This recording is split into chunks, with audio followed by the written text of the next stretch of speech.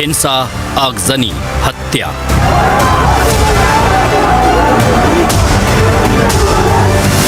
भड़का दंगा, हिंदुओं पर निशाना।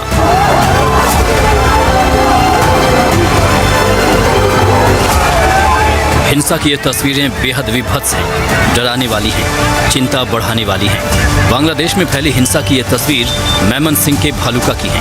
भीड़ ने दीपू चंद्र दास नाम के युवक को बेरहमी से पीटा, पीट कर मार डाला। इसके बाद युवक को नग्न करके एक पेड़ से लटकाकर उसके शरीर को आग लगा दी। ये तस्वीरें बांग्लादेश के हालात दिखाने के लिए काफ़ी हैं। वहाँ कानून का क्या हाल है, ये चीख चीख कर बता रही है।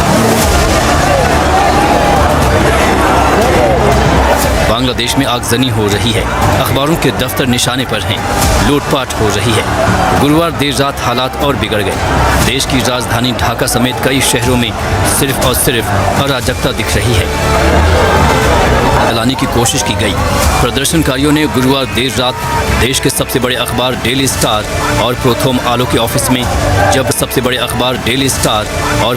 आलो के ऑफिस में जबरन घुसकर तोड़फोड़ और आगजनी की।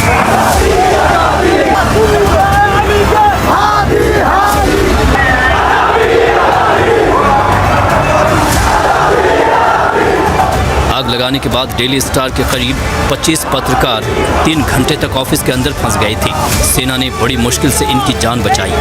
हमले के चलते प्रोथोम आलो और द डेली स्टार अखबार शुक्रवार को बंद रहेंगे। बताया जा रहा है कि दोनों मीडिया संस्थानों की ऑनलाइन सेवाएं भी लगभग ठप हो गई हैं।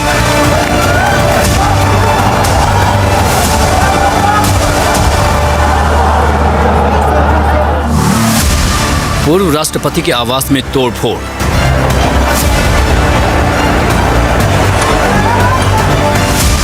शेख हसीना की पार्टी का ऑफिस जला।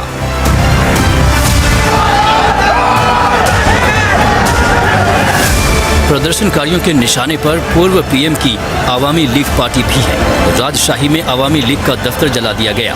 बांग्लादेश के पहले राष्ट्रपति शेख मुजीबुर रहमान के आवास में भी तोड़फोड़ की गई है। मुजीबुर रहमान पूर्व प्रधानमंत्री शेख हसीना के पिता हैं। शेख हसीना ने जुलाई क्रांति के बाद से भारत में शरण ले रखी है।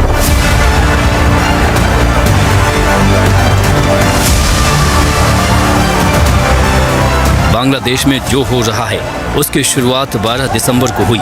शेख हसीना के विरोधी नेता उस्मान हादी को राजधानी ढाका में गोली मार दी गई, जिसमें वो गंभीर रूप से घायल हो गए।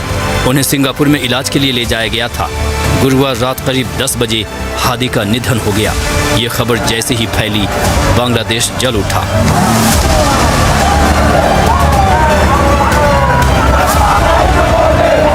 लोग सड़कों पर उतर आए, हाईवे ब्लॉक किए गए, दुकानें जला दी गई।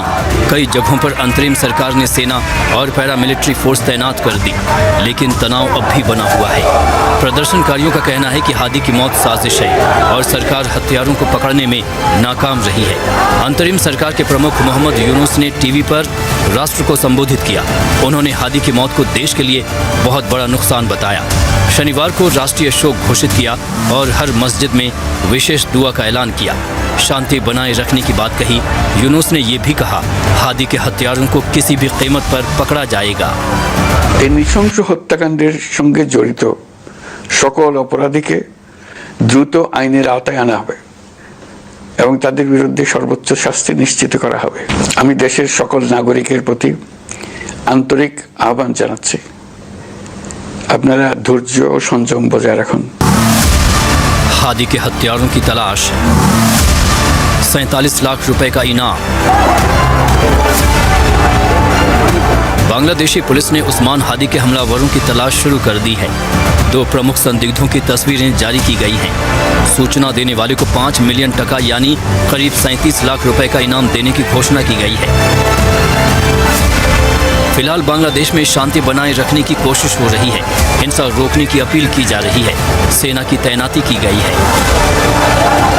Bureau report, NDTV India. सवाल यह है कि कौन था